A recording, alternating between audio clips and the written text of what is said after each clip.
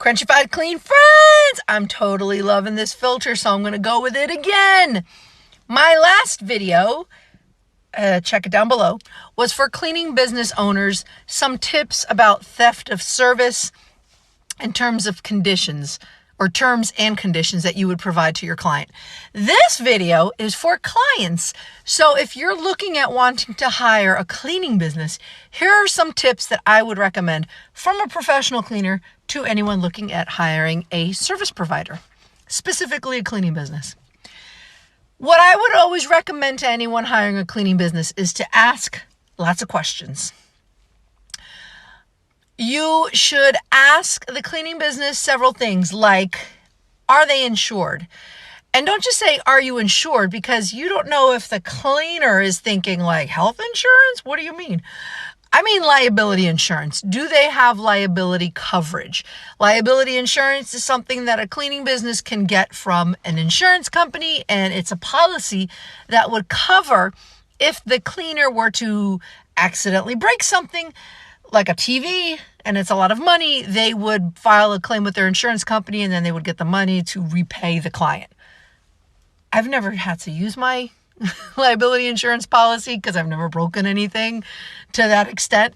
So don't quote me exactly, but that's the gist of what liability insurance is. It covers the cleaning business against any damages that they may accidentally do in your home. Ask the cleaning company if they have liability insurance. Super important, especially if you're a commercial business looking to hire a cleaning business. You really need to hire a cleaning business that has residential or liability insurance.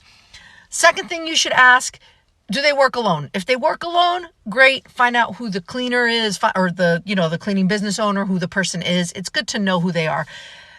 When you want to know who they are, I would recommend asking the cleaning business, do they have their state and federal background clearances? And if you have children in your home, do they have a child abuse clearances? Child abuse clearances usually cover up to 5 years or valid for 5 years. And then after 5 years, they expire. I get mine done every 5 years only because I like to. And for the times that I used to volunteer at my church, it was required. So if I do want to volunteer again, I'm still good for, I think, another 4 years because I just had it done recently. But even if you don't volunteer, someone can just apply to get their child abuse clearances and their state and federal background clearances, meaning they would, I don't know what agency it is. I don't think it's the FBI. Maybe it's the state. I don't know what government agency does it, but there's agencies that would do a background check to make sure that the person or their employees of the cleaning business doesn't have any kind of criminal record. That's really important to know if you're going to hire somebody to work in your house, whether they have background clearances. So it's good to know about liability insurance. It's good to know if they have background clearances. If you have children, do they have any kind of child abuse history? Are they in the Megan's Law for child abuse? Stuff you need to worry about when you have kids around. Another good thing to ask a cleaning business is, what are their terms and conditions?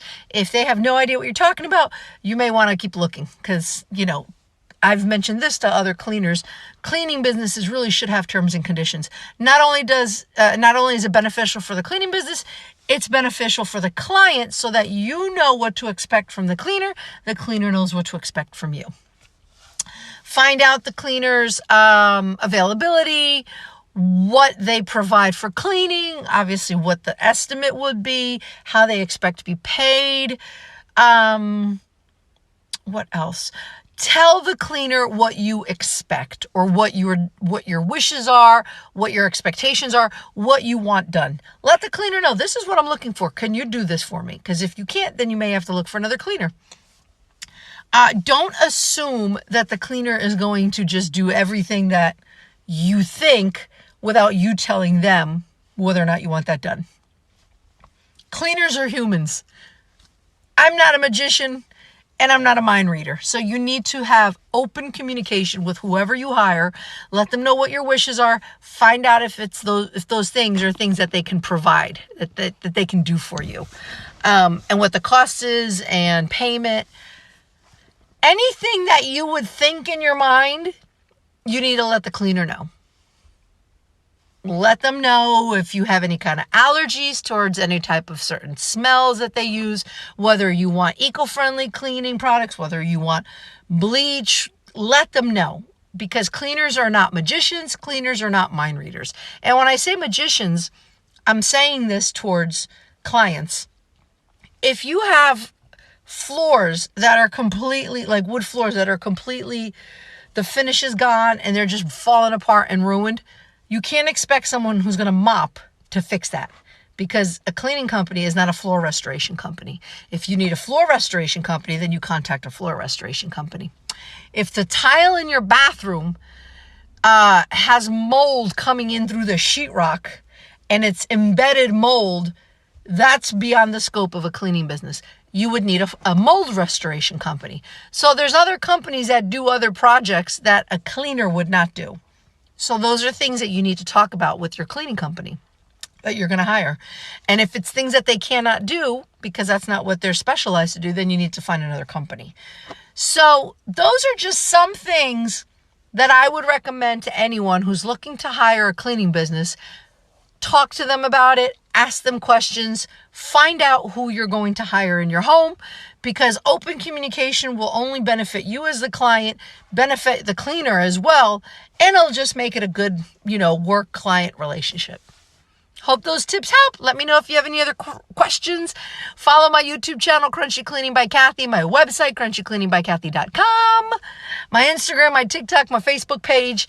I should learn how to actually do this makeup, because I think it looks so pretty. And anyway, thanks for checking out my video. Peace.